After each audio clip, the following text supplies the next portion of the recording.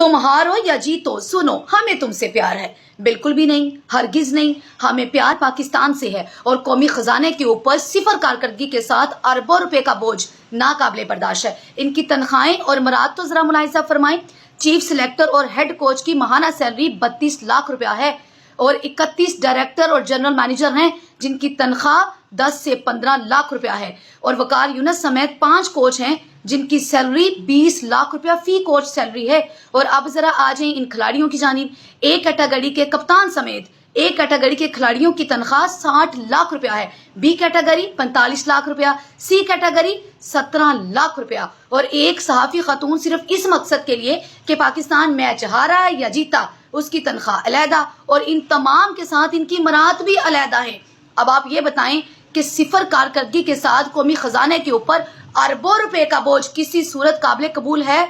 बिल्कुल भी नहीं। उस मुल्क में जहां 80% आबादी खते गुर्बत के नीचे जिंदगी गुजार रही हो, जहां पे भूख प्यास अफलास गुर्बत और बीमारियों की जद में जो मुल्क हो, और वहां पे अरबों रुपए का बोझ कौमी खजाने के ऊपर, शर्म तुमको मगर नहीं आती? ऐसे ही नहीं मुल्क दिवालिया हुआ। इन तमाम गंदे अंडों की बराबर की शमूलियत उसमें शामिल है।